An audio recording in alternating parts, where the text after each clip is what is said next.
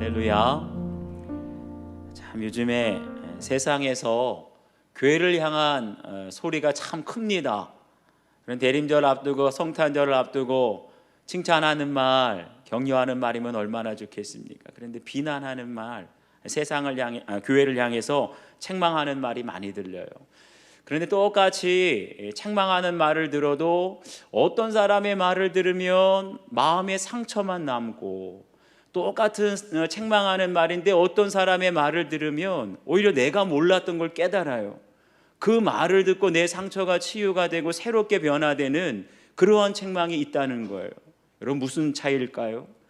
바로 책망하는 사람의 마음에 사랑이 있느냐 없느냐에 따라 달라진다는 거예요.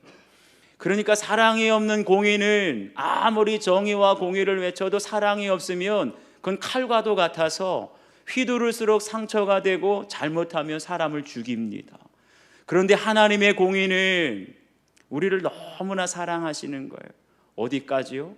독생자 예수 그리스도를 죽게 하기까지 우리를 사랑하시는 그 공의 속에는 하나님의 아픔, 사랑의 눈물이 담겨진 줄 믿습니다. 여러분, 혹시 누군가의 잘못을 지적하고 책망할 때 그 사람을 위해서 눈물로 기도하신 적이 있습니까? 그렇다면 그러한 책망은 상처가 안 돼요. 오히려 그 사람을 고치고 살리는 약이 될 줄 믿습니다. 오늘 주님께서 서기관들과 바리새인들 향해서 화 있을진저 계속 말씀하세요. 언뜻 보기에는 그냥 과격한 저주와 책망의 말처럼 들리지만 가만 들어보면 이 말씀 속에는 예수님의 찢어지는 마음이 있는 거예요. 애타는 사랑이 바로 여기에 녹아져 있다는 걸 알 수가 있어요. 왜 이토록 무서운 화 있을진저의 말씀을 하시나? 다른 것 아니에요. 서기관들과 바리새인들, 오늘날 세상에서 책망받는 우리 한국교회가 그들의 죄를 깨닫고 회개하고 돌이키라는 거예요. 더 이상 화 있을진저의 인생을 살지 말고 팔복의 말씀처럼 복이 있나니의 인생을 살라고 오늘도 저희들에게 이 말씀을 주시는 줄 믿습니다. 이 말씀을 통해서 어떻게 하면 우리가 화 있을진저의 인생에서 복이 있나니의 인생을 살 수 있을까? 여러분, 깨닫는 시간이 되시기를 주의 이름으로 축원합니다. 첫 번째는 천국으로 인도하는 인생이 되어야 합니다. 우리 13절과 15절 말씀 함께 읽겠습니다. 시작. 화 있을진저 외식하는 서기관들과 바리새인들이여, 너희는 천국문을 사람들 앞에 닫고 너희도 들어가지 않고 들어가려 하는 자도 들어가지 못하게 하는도다. 화 있을진저 외식하는 서기관들과 바리새인들이여, 너희는 교인 한 사람을 얻기 위하여 바다와 육지를 두루 다니다가 생기면 너희보다 배나 더 지옥 자식이 되게 하는도다. 아멘. 주님께서 말씀하세요. 화 있을진저 외식하는 서기관들과 바리새인들이요. 지난주에는 주님께서 무리와 제자들에게 뭐라고 말씀하셨죠? 말만 하고 행함이 없는 저 서기관들과 바리새인들, 그들의 신앙, 외식적인 신앙 본받지 말라. 그런데 오늘은 직접 바리새인과 서기관들에게 화 있을진저 직접 말씀하시고 책망하시는 거예요. 여기에서 화 있을진저라는 말을 헬라어로 우아이라고 하는데, 이 단어는 슬픔, 또 분노, 절망, 이런 의미가 담겨져 있는 의성적인 감탄사입니다. 그런데 오늘 말씀 보니까 주님께서 서기관들과 바리새인들의 신앙을 보니까 얼마나 마음이 찢어지고 아프시든지 화 있을진저라는 말을 무려 7번이나 하시는 거예요. 무엇이 그토록 예수님의 마음을 찢어지게 가슴 아프게 하셨을까? 다른 게 아니에요. 그들의 외식 때문에. 이 외식이라는 말을 원어대로 보니까 연기하다, 그러니까 연기자, 배우라는 말이 바로 여기서 나왔어요. 그러니까 다시 말하면 그 서기관들과 바리새인들이 소위 말해가지고 성령에 아무런 감동도 없이 모세의 자리에 앉아 있는 거예요. 그러니까 모세의 자리에 앉아서 성도들의 잘잘못을 다 재판하고 말씀으로 가르치는데 정작 내 안에는 경건이 없잖아요. 그러니까 사람들 앞에서 더 경건한 척, 거룩한 척, 몰라도 아는 척 자꾸만 연기를 하게 되는 겁니다. 그런데 보세요. 얼마나 연기를 프로급으로 하게 되는지 자기 연기에 자기가 속아요. 그러니까 기도도 연기, 찬양도 연기, 봉사도 연기를 하다 보니까 내가 진짜 믿음이 좋은 줄 착각할 정도가 되었다는 거예요.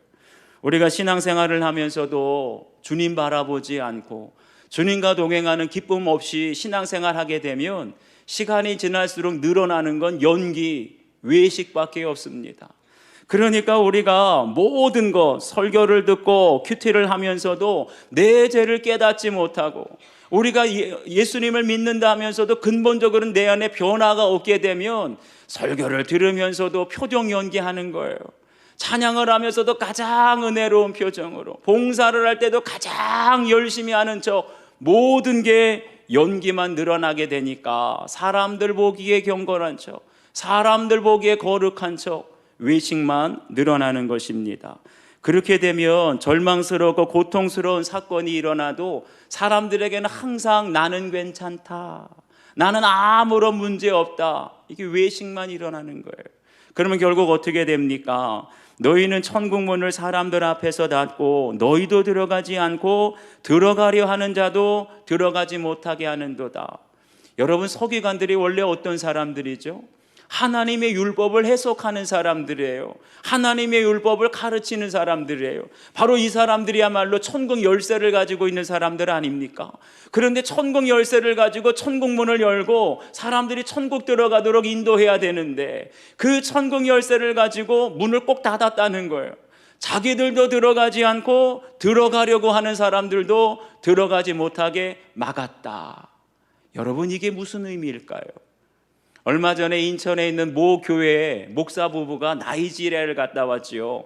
그러면서 오미크론이라고 하는 변이 바이러스에 감염이 됐는데, 아니 갔다 올 수 있지요. 선교를 위해서, 세미나를 위해서 갔다 올 수는 있는데 그때 검역 단계에서 거짓말한 것이 문제가 됐어요. 이것이 사회적으로 일파만파 퍼지다 보니까 계속해서 교회에 대해서, 기독교에 대해서 비난의 목소리가 얼마나 많이 쏟아졌는지 몰라요. 제가 그때 기사를 읽는데 그 기사 밑에 댓글이 얼마나 많이 달렸는지 마음이 아팠어요. 그런데 그 댓글 중에 어떤 말이 있냐 하면, 너희들이 말하는 천국은 가고 싶지도 않다, 너희들이 나가라. 한마디로 기독교에 대해서, 교회에 대해서 얼마나 실망을 했는지, 당신들이 믿고 당신들이 말하는 천국은 가고 싶지도 않다는 거예요. 이게 바로 천국 문이 닫혀지는 겁니다. 하나님을 믿는 성도들을 통해, 교회를 통해서 세상 사람들에게 천국의 모습을 보여주라고 세워주셨는데 오히려 교회를 보면서 세상에 실망하고 믿는 성도들과 목회자들을 통해서 실망만 하니까 당신들이 말하는 천국은 가고 싶지도 않다. 여러분, 왜 이렇게 되지요? 성경을 몰라서 천국 문이 닫힙니까? 그게 아니에요. 성경을 알아도 너무나 잘 알아요. 입만 열면 성경 구절이 줄줄줄줄 나와요. 말은 너무나 잘하는데 삶을 보니까 말씀대로 살지를 않는 거예요. 목사들도 설교만 잘하고 목사들 중에 사기꾼이 그렇게 많고 거짓말을 그렇게 잘하고, 왜 세상에서 사기꾼들 중에 기독교인들이 그렇게 많지요? 또 교회는 왜 이렇게 많이 싸워요? 그러니까 사람들이 다 나름대로 기대를 가지고 교회는 좀 다를 거야 하면서 기대를 가지고 교회를 왔다가 교회에서 싸우는 모습 보고 성도들이 거짓말하는 모습을 보고, 아이고, 교회가 세상보다 더하네, 믿는 사람들이 세상 사람들보다 더하네, 실망만 가득 안고 교회를 떠나가는 거예요. 천국에 들어가려고 하다가 교회가, 믿는 성도들이 오히려 들어가는 문을 막고 있는 겁니다. 여러분, 우리가 누군가를 천국으로 들어가게 하는 것이 그렇게 어려운 것은 아니에요. 그냥 진실하기만 하면, 거짓말하지 않고 솔직하기만 하면 천국 문이 열려질 줄 믿습니다. 그냥 잘못하면 잘못했다고 인정하는 거예요. 잘 모르면 모르는데도 아는 척하는 게 아니라 잘 모르겠습니다, 인정하는 거예요. 내가 누구에겐가 상처를, 누구에겐가 손해를 끼쳤다면 정중하게 미안합니다, 죄송합니다, 솔직하게 사과만 하더라도 천국 문이 닫혀지지 않고 열려지게 될 줄 믿습니다. 다행인 것은 인천의 그 교회가 이 일이 터지고 나서 곧바로 사과문을 발표했어요. 우리 교회의 잘못 때문입니다. 교회의 모든 실수와 잘못을 인정합니다. 그리고 한 가지 더, 이 모든 문제에 대해서 피해를 입은 지역사회에 대해서 교회가 끝까지 책임지겠습니다. 이게 중요해요. 여러분, 사람은 누구나 다 실수할 수 있습니다. 목사도 성도들도 다 잘못할 수 있지요. 그런데 그런 실수와 잘못에 대해서 끝까지 아니라고 발뺌하고 부인하는 것이 아니라 우리의 잘못을 인정하고 끝까지 회개하고 책임지는 모습을 보이게 될 때, 그럴 때 우리를 통해서 천국 문이 열려지고 많은 사람을 천국으로 인도하게 될 줄 믿습니다. 지금 성탄절을 앞두고 대림절을 보내고 있는데 부탁드려요. 저와 여러분, 우리 교회를 통해서 세상에 천국 문이 닫혀지는 것이 아니라, 우리가 말로만 이웃 사랑을 외치면 천국 문이 닫혀요. 그런데 우리가 작지만 액수가 중요한 게 아닙니다. 이웃 사랑하는 마음을 우리가 행함으로 실천하면서 이 저금통에 조금이라도 채워서 실천하게 될 때, 말뿐만인 사랑이 아니라 행함이 있는 사랑을 실천하게 될 때, 이번 성탄절을 통해서 우리 교회가 천국 문을 열고 많은 사람들을 천국으로 인도하는 그런 성탄절과 대림절이 되기를 축원합니다. 한번 여러분 적용해 보시기를 바라요. 나는 다른 사람들이 천국에 들어가도록 돕고 있습니까? 아니면 나의 위선적인 모습, 앞다르고 겉다르고 속다른 위선적인 모습 때문에 천국에 들어가는 것을 막고 있습니까? 여러분, 가정에서도 그럴 수 있어요. 교회의 모습과 집에서의 모습이 달라서 나 때문에 자녀들이 천국 가는 문이 닫혀질 수 있고, 직장에서도 그럴 수 있어요. 말로는 기독교인이라고 하는데 행함이 없으면 나 때문에 직장의 동료들이 나는 당신이 믿는, 당신이 다니는 교회는 안 가겠다, 그럴 수 있어요. 한번 적용해 보세요.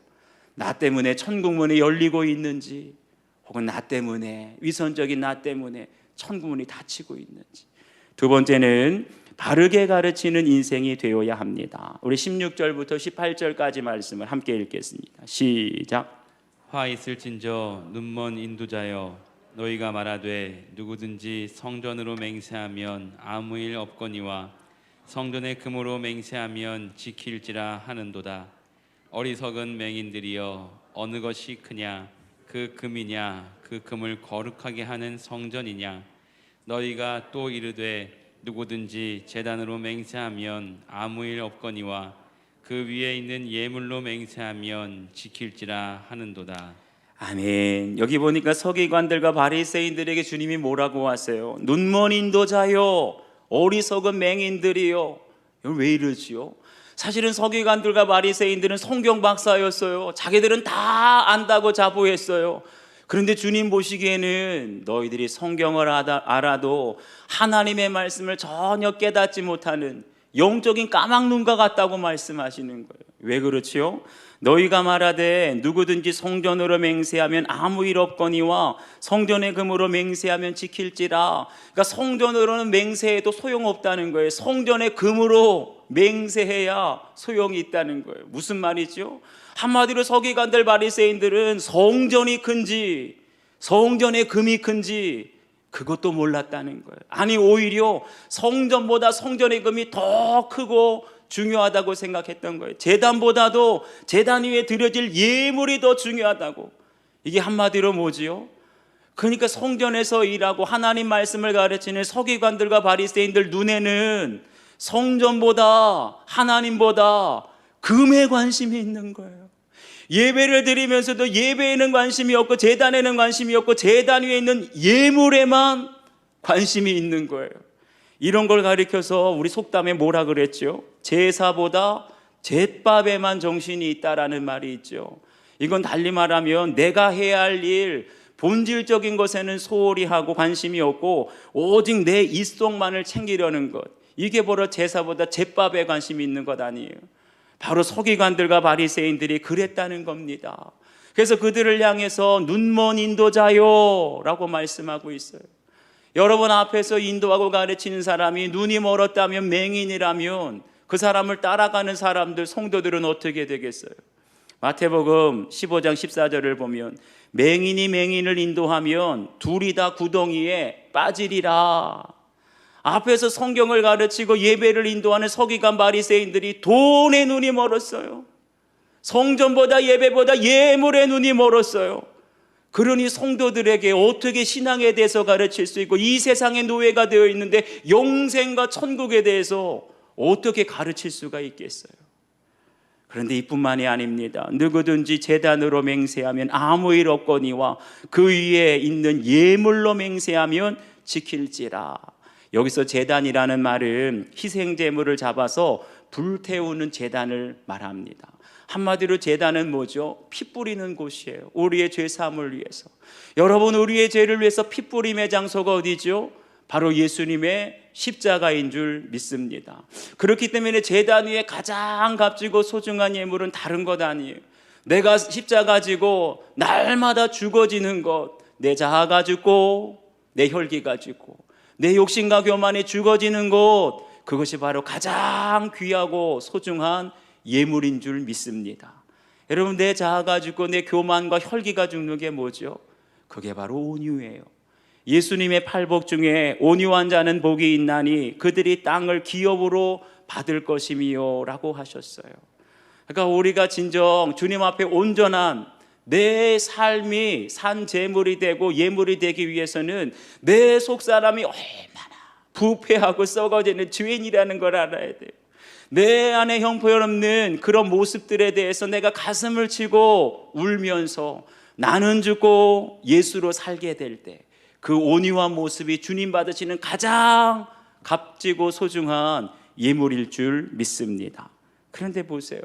명색이 종교 지도자들이라고 하는 사람은 성전과 하나님에는 관심이 없고 성전보다 성전의 금을 더 소중히 여기고 하나님보다 예배보다 제단 위의 예물을 더 소중히 여기니까 주님이 뭐라고 하세요? 화 있을진저. 결국 성전보다 성전의 금을 더 소중히 여기면 화 있을진저 인생. 그런데 그들의 가르침을 따라가는 무리들도 결국 어떻게 돼요? 다 그 말을 따르니까 화 있을진저의 인생이 되는 거예요. 사랑하는 여러분, 우리는 성전보다 성전의 금을 더 소중히 여기는 것이 아니라 제단보다 제단 위의 예물을 더 크게 보는 것이 아니라 오직 내 안에 돈에 대한 욕심, 지위와 명예에 대한 욕심을 날마다 십자가에 못 박고 성전 대신 예수 그리스도를 바라보며 주님의 말씀에 순종하여 맹세한 대로 순종하게 될 때 화 있을진저의 인생이 복이 있나니의 인생으로 변화될 줄 믿습니다. 우리 교회에 성전 건축하고 또 이렇게 부흥했다는 말을 듣고 목사님들이 많이 방문을 하세요.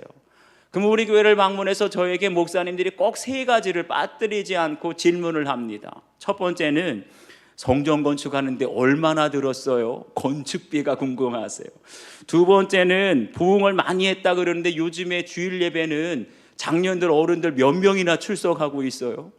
그리고 또 세 번째는 우리 교회가 워낙 건강하게 성장을 하니까 우리 교회 수인중앙교회 1년 재정은 얼마나 되세요? 그게 끝이에요. 그러니까 아무리 목사님들이라고 하더라도 관심은 건축비, 교회 재정, 성도 수에만 관심이 있지 그 외에는 없어요. 이 성전을 보고 참 아름답게 지었네요. 건축비가 얼마나 들었어요. 그것만 관심이 있지 이 아름다운 예배당에 하나님의 임재 가운데 성도들이 얼마나 영적으로 변화되고 성장하고 있습니까? 관심이 없어요. 하나님의 은혜와 축복 속에 재정을 풍족하게 채워주시는데 목사님은 주님을 바라보고 동행하는 기쁨이 있습니까? 이거는 관심도 없어요. 오직 건축비와 성도수와 재정, 그게 제 모습이에요. 오늘 말씀을 보면서 주님이 책망하시는 눈먼 인도자가 다른 사람이 아니라 한국교회 목회자, 바로 제 자신이라는 걸 깨닫습니다. 이렇게 목회자가 인도자가 눈이 멀었으니 돈에 눈이 멀고 재정에만 눈이 멀고 헌금에만 눈이 멀었으니 그거를 따르는 가르치는 성도들은 어떻게 되겠어요? 그러니까 성도들도 수십 년 신앙생활에 와도 영적인 건 관심이 없어요. 말로는 잘하지요. 하나님 나라 영혼 구원. 그런데 늘 기도할 때마다 관심은 부동산과 주식과 아파트 값과 자녀들 학원. 사랑하는 여러분, 우리가 사람은 속일 수 있을지 모르지만 하나님은 속일 수 없어요. 말로는 하나님 나라, 말로는 영적인 것 하더라도 우리의 진짜 관심, 내가 뭘 정말 소중히 여기는지 영혼 구원을 소중히 여기는지, 부동산과 돈을 더 관심이 있고 사랑하는지 주님은 아세요. 얼마 전에 우리 교회에 예수 동행 일기를 쓰시는 목사님 교회들이 있는데, 그 경기 서지역의 대표 목사님과 총무 목사님이 방문하셨어요. 2시간 정도 대화를 하는데 늘 주님 바라보고 주님 동행하는 일기 쓰시는 목사님들 단 한 번도 이 건축비가 얼마나 들었습니까? 요즘에 수인중앙교회 재정은 얼마나 되나요? 성도들은 얼마나 출석하고 있나? 한마디도 없어요. 그분들이 오셔서 2시간 동안 대화하면서 저에게 물어본 건, 목사님 요즘에 얼마나 주님을 바라보고 계세요? 목사님 예수님과 동행하는데 어려움은 없으세요? 이렇게 목회하시면서 주님 동행하면서 요즘에 얼마나 기뻐하십니까? 사랑하는 여러분, 이제 우리의 관심도 변화되어야 할 줄 믿습니다. 지금까지 말로는 그렇게 믿음이 좋은 것처럼 영적인 것처럼 연기했지만 주님은 속지 않으신다니까요. 이제는 성전보다 금을 더 좋아하고 예배보다 헌금에 더 관심이 있는 우리의 모습이 바뀌어서 늘 주님 바라보고 주님과 동행하는 삶에 여러분의 관심이 기울어질 수 있게 되길 축원합니다. 그럴 때 땅바닥에 떨어진 교회에 대한 신뢰가 회복될 것이고, 오늘 우리가 일꾼을, 항존직 일꾼들을 세울 때에 정말 연기만 잘하는 그런 일꾼이 아니라 중심으로 성전의 금보다 예물보다 주님과의 치밀한 관계, 동행에 관심이 있는 그런 일꾼들 세울 수 있게 되길 주의 이름으로 축원합니다. 한번 적용해 보세요. 요즘 내가 가장 관심을 많이 갖고 있는 것은 무엇입니까? 아니, 말로만 말고요, 진짜로 영혼입니까? 돈입니까? 자녀 교육입니까? 내 이익을 취하기 위해서 말씀을 내게 유리하게 잘못 적용한 것은 없는지 한번 여러분 적용해 보시기를 바랍니다. 세 번째, 이것도 행하고 저것도 버리지 말아야 합니다. 우리 23절과 24절 말씀을 함께 읽겠습니다. 시작. 화 있을진저 외식하는 서기관들과 바리새인들이여, 너희가 박하와 회양과 근처의 11조는 들이되 율법에 더 중한 바 정의와 긍휼과 믿음은 버렸도다. 그러나 이것도 행하고 저것도 버리지 말아야 할지니라. 맹인된 인도자여, 하루살이는 걸러내고 낙타는 삼키는도다. 아멘. 여기 보니까 주님께서 바리새인 서기관들에게 뭐라고 말씀하세요? 너희가 박하와 회양과 근처의 11조는 드렸다. 이 박하와 회양과 근처는 한마디로 향신료, 양념이나 어떤 향을 낼 때 쓰는 향료 식물을 말합니다. 그런데 성경 율법을 보게 되면 토지 소산 중에 곡식이나 포도주, 기름의 11조는 드리라 율법에 나와 있어요. 그런데 율법 어디를 봐도 박하와 회양과 근체 같은 향신료의 11조를 드리라는 말씀은 어디에도 없어요. 이게 무슨 말이죠?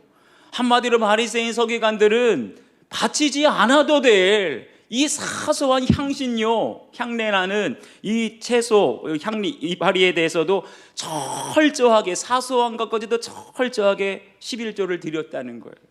사람들이 뭐라고 생각했을까요? 바리새인 보면서, 와, 사람들은 곡식에 11조 드리기도 힘들어하는데 저 사람들은 박하와 회양과 근처까지 대단해, 정말 대단해. 바리새인 서기관들 정말 믿음 좋다, 저렇게 철저히 신앙생활하니. 그런데 예수님이 보시니까 이 사람들이 바치라고 하지도 않는 풀립의 11조는 철저하게 드리는데 정작 뭐를 잃어버렸어요? 성경에서 말하는 가장 중요한 율법보다 더 중요한 정의와 긍휼과 믿음은 버렸도다. 성경에서 우리에게 뭐라고 말씀하세요?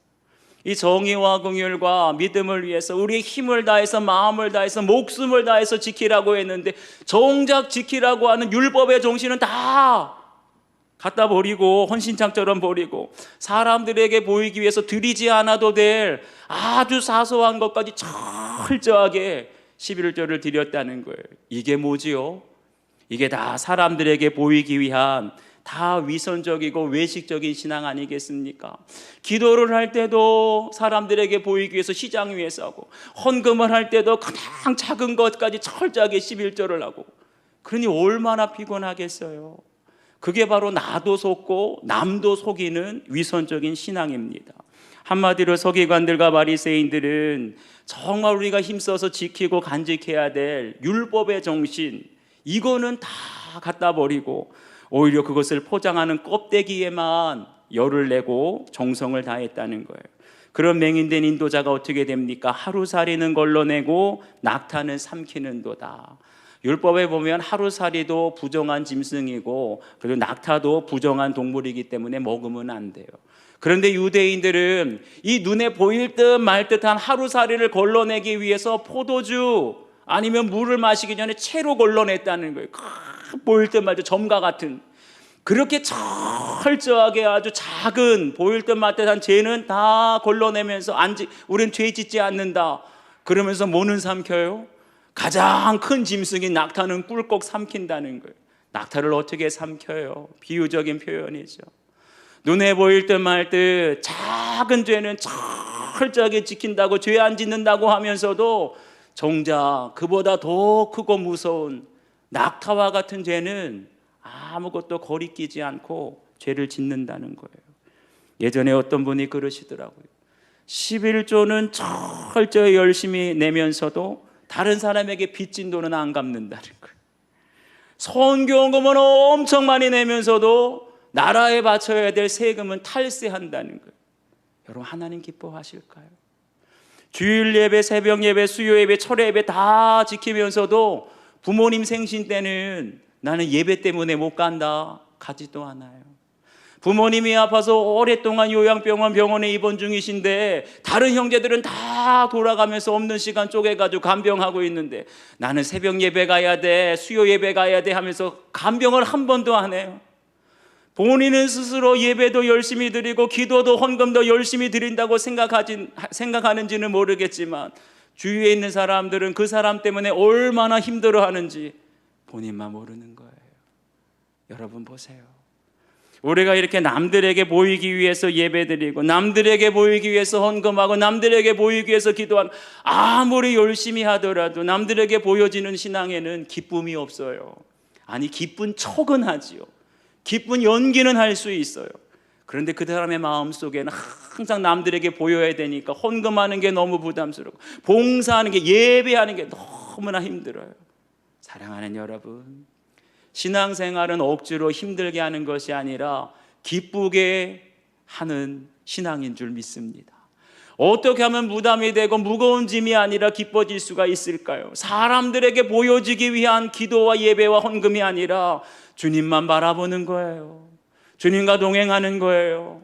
주님께 받은 은혜에 감사하면서 누가 뭐라 그러든지 간에 내 감사한 마음이 헌금이 되고, 다른 사람이 뭐라 그러든지 간에 내 골방에서 주님과만 은밀하게 기도하는 기쁨이 있고, 그럴 때 예배하는 기쁨이 될 줄 믿습니다. 그럴 때 주님은 이것도 행하고 11조 드리지 말라는 게 아니에요. 11조도 드리고 저것도 버리지 말라. 주님이 말씀하시는 가장 중요한 정의와 긍휼과 믿음도 기쁨으로 감당하게 될 줄 믿습니다. 그럴 때 우리의 삶이 정말 복 있는 삶으로 변화될 줄 믿습니다. 체면 때문에 이혼 사실을 숨기다가 교회 공동체에서 이혼 사건을 고백하며 주님의 위로와 따뜻함을 경험했다는 한 성도님의 큐티인 간증입니다. 저는 결혼하고 몇 년 만에 이혼 사건을 겪으면서 마음이 힘들고 곤고했지만 직장에서는 아무 일도 없는 것처럼 포장하면서, 한마디로 연기했다는 거죠. 포장하면서 지냈습니다. 그것은 이혼한 것이 들통나면 저에 대한 주변의 시선이 달라질 것이라는 생각 때문이었습니다. 정작 소중히 여겨야 할 결혼은 하루살이 같이 걸러내면서도, 쉽게 포기하면서도 쓸데없는 체면은 낙타처럼 크게 여기는 꼴이 되었습니다. 힘든 마음을 이야기할 곳이 없이 끙끙 앓고 있을 때 교회를 알게 되었고, 설교와 간증을 들으면서 처음으로 지금 내 모습이 내가 살아온 날의 결론임을 인정하게 되었습니다. 또한 교회 소그룹 모임에서 처음으로 저의 이혼 사건을 낯선 사람들 앞에서 고백한 날, 난생 처음으로 기도를 했는데 눈물이 어찌나 많이 흐르든지, 그동안 이혼의 책임을 다른 사람들에게 전가하면서 원망과 미움이 가득했는데, 그때 기도할 때 예수님도 제 옆에서 저와 같이 울어주시는 것 같은 위로와 따뜻함을 느꼈습니다. 그 후로 저는 교회에서나 직장에서 저의 수치와 죄를 고백하며 다른 사람을 살리는 사명을 조금이나마 감당하고 있었는데, 얼마 전 한 집사님으로부터 제가 있던 간증 때문에 놀림을 받는 일이 생겼습니다. 그럴 수 있어요. 나는 진실한 마음으로 간증을 했는데 그걸 갖다 빌미를 잡아서 놀리고 지적하고, 처음에는 그냥 웃고 넘어갔는데 수차례에 걸쳐서 계속 놀림을 당하니 속에서 그분을 죽이고 싶을 정도로 미운 마음이 올라왔습니다. 하지만 말씀을 깊이 묵상해 보니 아직도 제 안에 교묘한 체면과 교양이 남아있음을 깨달았습니다. 질그릇이 되어서 제가 완전히 깨어져야 남을 살릴 수 있는데, 여전히 주변에서 은혜 받았다, 수고했다, 이런 칭찬만 듣고 싶어하는 외식이 있음을 회개합니다. 이분의 적용은요, 자기를 그렇게 놀리는 그 집사님께 미워하는 마음이 있었음을 고백하며 사죄하겠습니다. 이게 창피한 일이지만 그래야 여러분 삽니다. 위선적인 건 우리를 죽이는 거예요. 아무리 자존심이 상하더라도 내 안에 있는 걸 솔직하게 고백하고 내 잘못을 인정하고 사과하게 될 때, 그럴 때 나도 살고 교회도 살고 가정도 삽니다. 적용해 보세요. 사람들에게 보이기 위해서 사소한 것에 목숨을 걸고 있는 것은 무엇입니까? 그리고 정의와 긍휼과 믿음 중에서 내가 소홀히 했던 것, 더 힘써 붙들어야 될 것은 무엇인지 각자 적용해 보시길 바랍니다. 기도하겠습니다.